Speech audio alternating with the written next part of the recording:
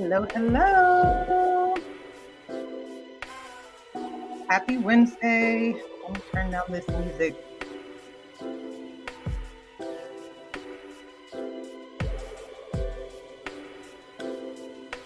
Happy Wednesday. All right, today we are going to be chatting.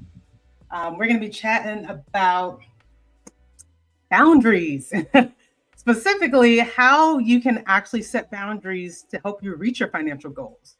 And before I jump in, I got Instagram over here. Before I jump in, my name is Tashika Ma'at. I'm a financial coach and the founder of Jama Wealth Financial. And my goal is to help you keep more cash in your pocket so you can position it to build wealth and create a life of freedom and ease. And part of that strategy is making sure that you have boundaries with your finances, right? And I don't know if you know my story, but I was able to pay off $115,000 worth of debt while building a six-figure investment portfolio. And guess what that involved me doing? Setting boundaries, right?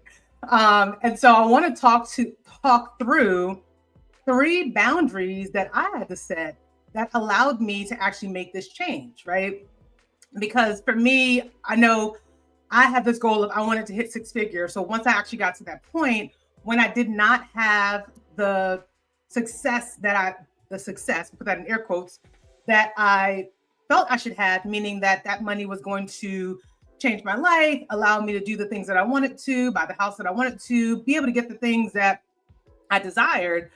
But little did I know is that once I actually reached that milestone, it was a different thing that came up. And part of what I'm going to share too is what happens when you increase your income. And a lot of that is stemmed around not having boundaries with your finances. So the first boundary that I want to talk about of how you can actually make progress with your finances, and that boundary is setting boundaries with yourself. Yes, it starts with you. And that's one of the things that I had to do. So when I talk about setting boundaries with yourself, that looks like if you know that you want to achieve financial freedom, if you know that you want to reach your first 100K in investments, you have to look at, all right, well, what is the path that is going to get you there? And then creating a boundary around that, right? So what does that look like? So if you are, say, wanting to achieve your first 100K, one of those boundaries you're going to have to set for yourself is making this decision that you're going to start paying yourself first. And paying yourself first essentially means that you are deciding to put money aside before you tackle any bills or expenses because you're prioritizing yourself, right? And I always like to say protecting or setting boundaries is you protecting your peace. And in my book, paying myself first, putting aside money so that I can build my freedom, that is protecting my peace, right? Because I'm able to then have money working on my behalf. And then, when I need it, like obviously, like I shared before, I got laid off my job, and then I was like, I could ride it out without even have to worrying about, okay, I need to find me another corporate job. It was like, okay, well, let me take this time to pivot.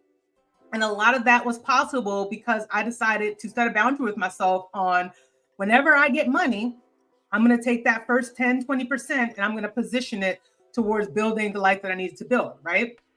So that looked like saving and investing and making sure that I had a plan for my income, okay?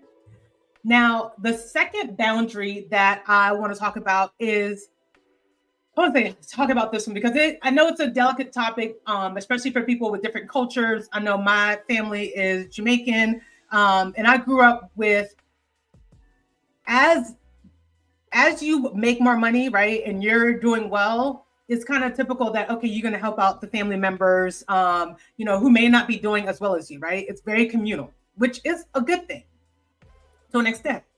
But when you're in a situation where, especially if you're the high earner in the family and you're maybe the one or two that's doing well, and then you're having people depend on you, that can become a challenge and it becomes overwhelming and even stressful, especially when you're the one helping and supporting family members, right? So setting boundaries with your family can look like, number one, knowing how much you can actually afford to give a family member without it putting you into a situation where it's impacting you achieving your financial goals, right? The other thing is, as you're setting these boundaries, deciding for yourself, what does giving money to family look like? Is it that you're going to give it as a gift and with no expectation to get it back? Is it that you're going to decide that, okay, I'm going to give this money out, and I'm expecting to get back? You have to set those boundaries, but be mindful that if you're constantly giving, and you're not getting anything in return, and then you're feeling overwhelmed and frustrated, then that right there is a clear sign that you don't have boundaries in place, right? My personal philosophy is I only give money if I'm willing to give it as a gift. So if I'm going to give that money as a gift, it means that I'm giving it away. I am not expecting anything in return, simply because I don't want to have that energy of, oh, I gave you money and you didn't give it back. It's like, if I'm giving from my heart, and I'm giving because I can afford to give it, right? And I'm speaking from experience of having been in a situation of giving money and not getting it back in return when I thought, I was going to get it back in return. And I had to shift my thought process around it. I had to put boundaries in place for myself of, okay, if I choose to do this again, these are the parameters that I'm setting around what giving means. And then for me, that's essentially, I'm going to give it. I'm not expecting it back. It is a gift. It is yours. And that cuts the ties and the overwhelm that comes with it, right? And so the other piece too is avoiding, hey, thanks for joining. If you have any questions, just drop them in the comments. And so the other thing too is the third boundary that I would say is setting boundaries with your lifestyle, right? And I'm a big proponent of, when you are on a wealth building journey, it does not mean that you are restricting yourself. Like I don't believe in restricting yourself. In fact, creating a plan for your money allows you to be able to achieve your goals without sacrificing your lifestyle. And so a part of setting boundaries, it's you sitting down and determining, all right, well, what's important to me? What do I want in my life? And what do I want my money to do for you, right? So as I talked about, number one, where we're setting a boundary for yourself, if you are deciding that, okay, I want to build wealth, then you're going to prioritize yourself. You're going to set money aside to build for yourself, right? So the same thing with your lifestyle, setting a boundary on, okay, if you have these goals, what is it that you want to put into place so that that you're keeping your lifestyle in alignment, again, with your vision and your values, so that you can achieve that. I know for me, I was very big on, like, once I got a raise, like, I was buying something new, right? I got a raise, I bought a new car. I got a raise, okay, I'm getting this, X, Y, and Z. And this is very common. I when I was a senior director working in clinical research, it was very common. I gotten promoted to a senior level job, and it was a pretty sizable increase. Now I bought a car, but a lot of people bought houses, right? So got the increase, and then the next thing you know, people are closing on houses. And that's a typical example of lifestyle creep, right? You're making good money, you get the raise, and then all of a sudden you're like, all right, now I can afford to buy this next thing. Well, that's something that you would have to set in place for yourself, a boundary of, okay, when I get a raise, this is what's going to happen when I get that money. So it could be you setting aside a percentage to, all right, I get this raise, the percentage is going to me for fun, a percentage is going to savings, a percentage going to whatever it is that you decide. But that's also setting a boundary with yourself. You're setting a boundary of how you're going to handle your money so that you can achieve your overall goals, right? And so I want to go back to, because I think when it comes to money, obviously money is very emotional. It's sensitive to some people. Many people don't like talking about money. And so you might find yourself in situations where, especially when it comes to money and giving, I know for myself, sometimes I felt like, all right, if I don't give this money to help or support, then I feel like I'm the bad guy, right? Now, drop a one in the comments if you've ever felt like that. If you felt like, I have it, and you have this mindset of, well, I have it and they don't, and they're probably not in a situation where they can afford it or what have you. So you want to be, a giver, but then sometimes when you really can't give it, you feel like you're the bad guy, right? Which may lead to you giving anyway, even though you technically can't afford it. That's, going beyond your boundary.